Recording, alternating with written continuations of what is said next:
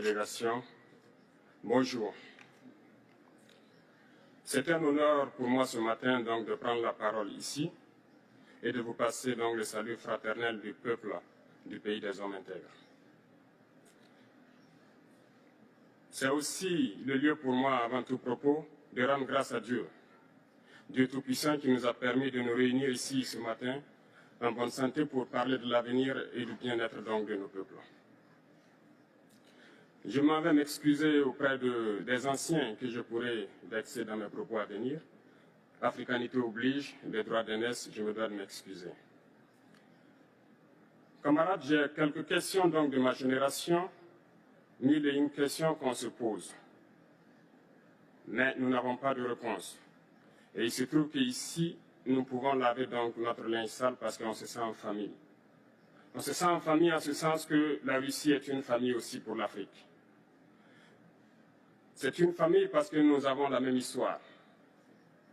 La Russie a consenti d'énormes sacrifices pour libérer le monde du nazisme pendant la Seconde Guerre mondiale. Les peuples africains, nos grands-pères, ont été déportés de force aussi pour aider l'Europe à se débarrasser du nazisme. Nous partageons la même histoire en ce sens que nous sommes les peuples oubliés du monde, qu'ils soient dans les livres d'histoire, dans les documentaires ou films. On tend donc à balayer le rôle prépondérant qu'a joué la Russie et de l'Afrique dans cette lutte contre le nazisme. Nous sommes ensemble parce que, actuellement, nous sommes là pour parler de l'avenir de nos peuples, de ce qui va advenir demain, de ce monde libre auquel nous aspirons, de ce monde sans ingérence dans nos affaires internes. Nous avons les mêmes perspectives et je souhaite que ce sommet soit l'occasion donc de pouvoir tisser de très bonnes relations en vue d'un meilleur avenir de nos peuples. Les questions que mes générations se posent sont les suivantes, si je peux me résumer, c'est de ne pas comprendre comment l'Afrique, avec tant de richesses sur notre sol, avec une nature généreuse, de l'eau, du soleil en abondance, l'Afrique est aujourd'hui le continent le plus pauvre. L'Afrique est un continent affamé. Et comment se fait-il que les chefs d'État traversent donc le monde à mendier?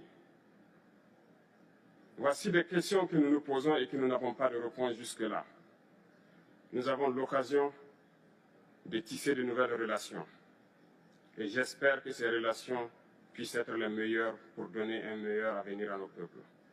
Ma génération me charge aussi de dire que, par ce fait de pauvreté, ils sont obligés de traverser l'océan pour essayer de rallier l'Europe. Ils meurent dans l'océan. Mais que prochainement, ils n'iront pas traverser parce qu'ils viendront devant nos palais pour chercher leur pitance quotidienne. Pour ce qui concerne le Burkina Faso, aujourd'hui, nous sommes confrontés depuis plus de 8 ans à la forme de manifestation la plus barbare, la plus violente du néocolonialisme, de l'impérialisme. L'esclavage qu'on tend encore à nous imposer. Nos dévanciers nous ont bien appris une chose. L'esclave qui n'est pas capable d'assumer sa révolte ne mérite pas que l'on s'apitoie sur son sort. Nous ne nous apitoyons pas sur nos sorts, on ne demande pas que quelqu'un s'apitoie sur notre sort.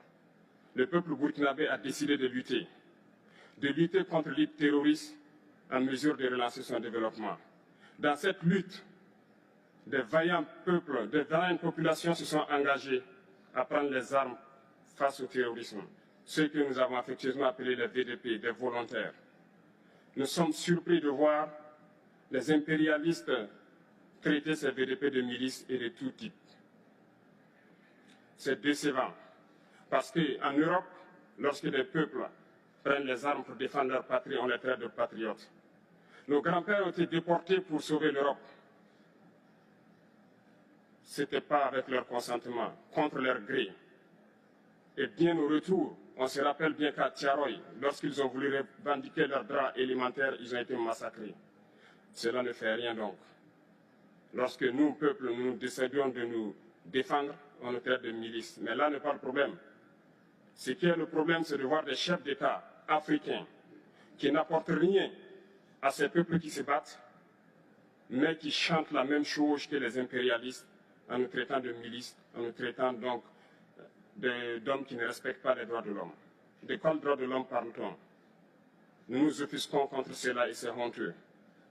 Il faut que nous, chefs d'État africains, nous arrêtons de nous comporter donc en marionnettes qui dansent à chaque fois que les impérialistes tirent sur les ficelles. Hier, le président Vladimir Poutine a annoncé donc l'envoi des céréales en Afrique. Nous sommes bien contents. Nous lui disons merci pour cela. Mais aussi, c'est un message passé à nous, chefs d'État africains, parce qu'au prochain forum, nous ne devrons pas venir ici sans avoir assuré, pour ceux qui ne connaissent pas la guerre, l'autosuffisance alimentaire de nos peuples. Nous devons prendre l'expérience de ceux qui ont pu déjà atteindre cela en Afrique, tisser de bonnes relations ici et tisser de meilleures relations avec la Fédération de Russie pour pouvoir assouvir les besoins de nos populations. Je ne serai pas peut-être long, le temps imparti est très court. Nous sommes obligés de nous arrêter à un moment donné. Mais je voudrais terminer en disant que nous devons donc rendre hommage à nos peuples qui se battent. Gloire à nos peuples, dignité à nos peuples, victoire à nos peuples. La patrie ou la mort, nous vaincrons. Merci, camarades.